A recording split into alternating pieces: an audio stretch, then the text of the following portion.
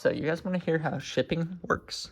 So the way it works is trains are first. I'm gonna kind of list everything you need to know beforehand about shipping. So trains are used for carrying pretty much grain and coal. So that's really what they're in charge of carrying, because that's they're only limited to a certain section. So that's really what they need the most of, is they need coal to power stuff just like homes do. Fireplaces and whatnot, stuff takes coal, or decoration. So, it's good to have for decoration too. So, especially to those electronic fireplaces where they don't really need coal, they just like to add them there for decoration, or sometimes they don't need heat. But yeah, you guys can see some coal right there. So yeah, some other stuff that you need to know is planes carry light stuff. So they carry things that don't take up too much space, especially if they're a passenger plane. There's two different types of planes, which I didn't say this on my Instagram video, but on this video I'll say it. There's a box plane, and there's so a box plane is a plane just dedicated to boxes and packages. There's no people on it whatsoever except for the pilot and the co-pilot, probably, and maybe like one flight attendant, versus the passenger plane, which is a passenger plane, but all the cargo is stored underneath the passengers where all the luggage is. So, yeah, that's probably why a lot of luggages end up being unclaimed, because they mix them up for packages. Oopsie. Yeah. So sorry. Once you go back to like wherever the Alabama or the unclaimed Georgia, wherever the unclaimed baggage location is, you're not going to get your luggage back. Whoopsie. Unless somebody finds it for you. And then they give it back. If not, you'll have to head down to the unclaimed badges to hopefully find it before somebody buys it. That's what they do. They sell other people's luggage to other people. If nobody claims it, definitely anybody's game, right? Right. It's better than throwing away stuff. So I can see why they would choose to do that. So, really, how a product shipped, and there's actually, so the planes are in charge of shipping things too that are light, so they don't mess with balance. That's the reason why they don't tell you to bring water or food on it, because they kind of want to keep all the allergies in the basement, and they don't want to also, overweight the plane, because then it'll crash down, and it will not be fun when the plane crashes down because it's too heavy and it explodes.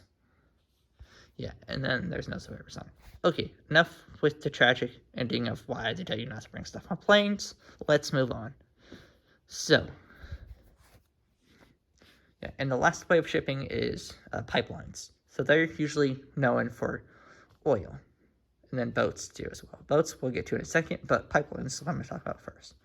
So pipelines are usually known for shipping gas or crude oil. So the way that works is, and correct me if I'm wrong, but let me know a little bit more info, because I'm curious to know more info about pipelines, planes, trains, like what other stuff do they ship besides the stuff I mentioned here. Like planes, I know they ship flowers and medicine, but what else do they ship usually?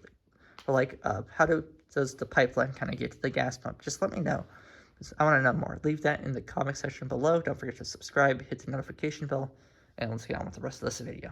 So, pretty much, really, what happens with pipelines is oil goes through, I'm talking about these containers, I guess, because I don't really know how gas pumps work.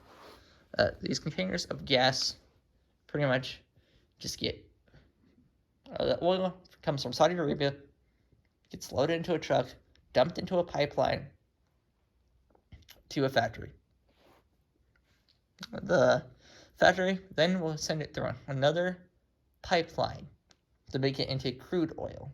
Then it'll get boxed up or packaged up in one of those gasoline tanks. So it'll get poured in there, boxed off, and sent away on another truck to the gas station, pretty much, or to your hardware stores, or wherever you would buy gas from. Those types of places. So yeah, that's usually what they're in charge of. Okay, now on to the main thing of shipping. Okay? Which is boats. So really what would happen is the boats would technically pretty much just start in Japan. We're gonna use this for the examples. This right here, we're gonna say start in China. Okay?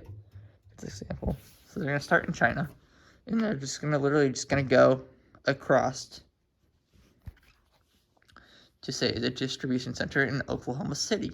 They're gonna stop there in Oklahoma City, and then either a truck or a boat will take it across the Missouri River to either Tennessee or Minnesota. And then from there, they're going to either cut through northern Indiana, the top half of northern Indiana, or the bottom half of northern Indiana, pretty much. Not really northern, but southern Indiana. Why did I say northern? Correct me, southern Indiana. Okay. When they get there, they're going to probably hit several Hobby Lobbies and any other stores within the distance as well, especially those, like say some of their signs they've seen have broken. They're probably going to send them to rejection stores because they don't want a broken version of this being sold out into the market. They don't want that.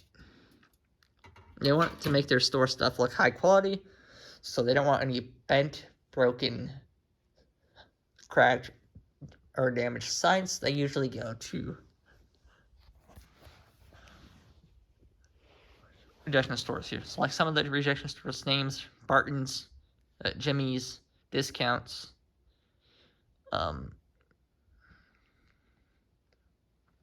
Bulldog Liquidators East. So yeah, there's a few examples for you, pretty much.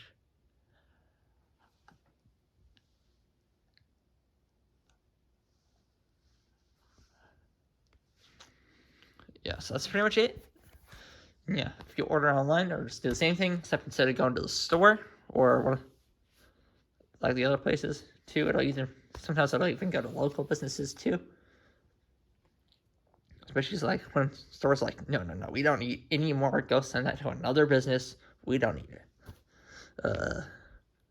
They'll probably give it to some local businesses and they'll take it. So it'll pretty much just go anywhere. It's the same process no matter where it goes. It uses a lot of trucks, planes, and boats. Mainly trucks and boats are the main two, which is why 2020 was so difficult. Because the problem is we had too much stuff, but the problem is I was just sitting there. They lost $8.7 billion for half of the stuff just sitting in the ocean, and it wasn't because there wasn't enough stuff or enough of boats. It was because there wasn't enough trucks to get the packages off the boats to the U.S. or to the other countries because of the pandemic, because all the workers were sick at home, or most of the workers were sick at home, pretty much. All this kind of exaggeration. So they only had maybe 4 people actually out there trying to get 200 trillion packages from different ports. Now, we're not just talking about California. We're talking about California, Tennessee, Pennsylvania, New York, the Connecticut, Rhode Island, Massachusetts area, Maine, Vermont, New Hampshire area, the Michigan area, Wisconsin, Minnesota area, and then the whole entire Gulf of Mexico area on both sides as well, too.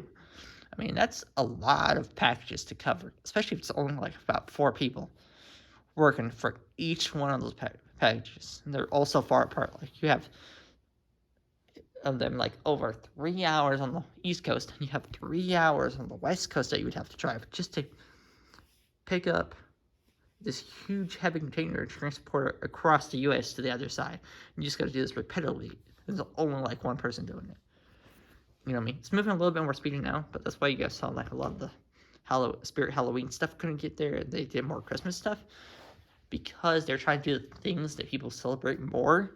Christmas is an overruled holiday than Halloween because people celebrate Christmas more than they do Halloween. Kind of like Easter, People don't want to celebrate Easter that much, but it probably is celebrated more than, say, some of those other holidays, like Earth Day, for example. Earth Day, it's probably not really celebrated.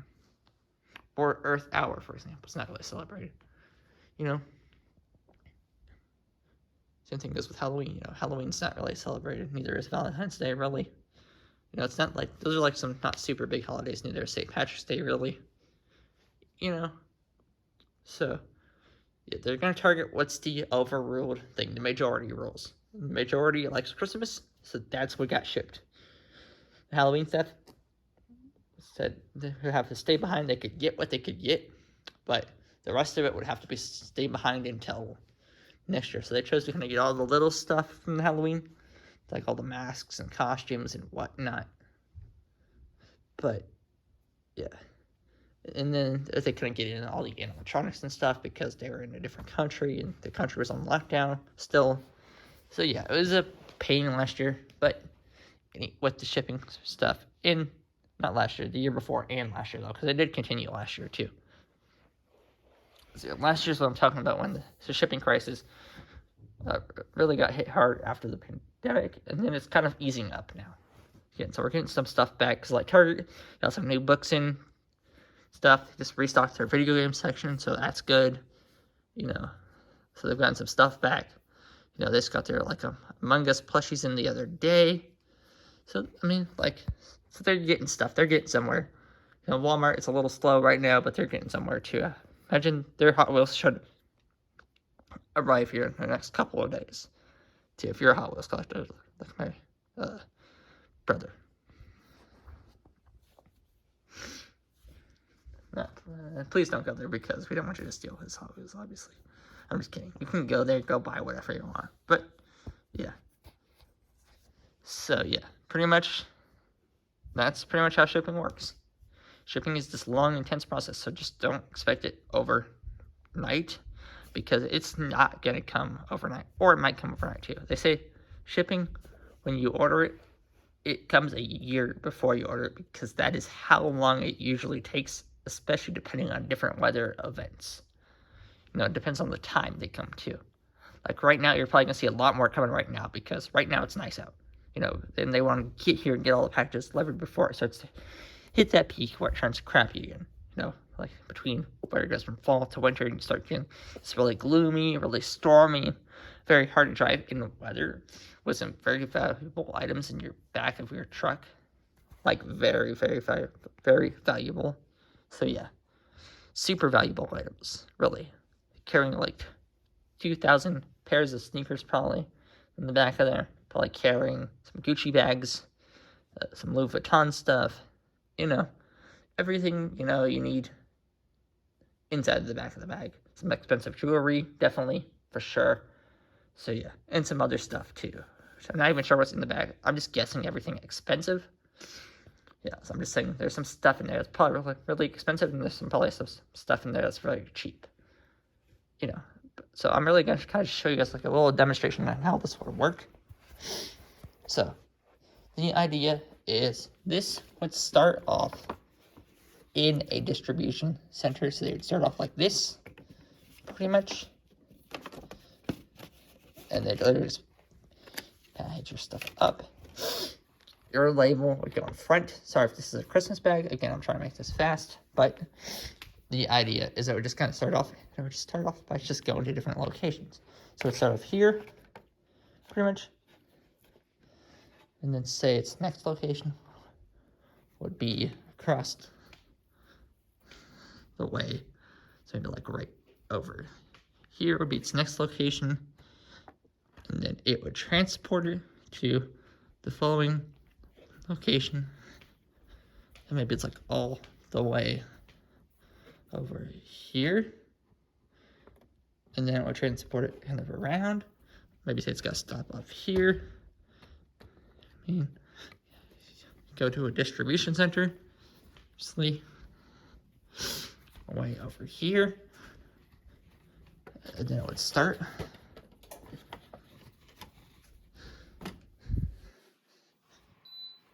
And then it would come off the distribution center. It would then go for here, maybe to another distribution center close by.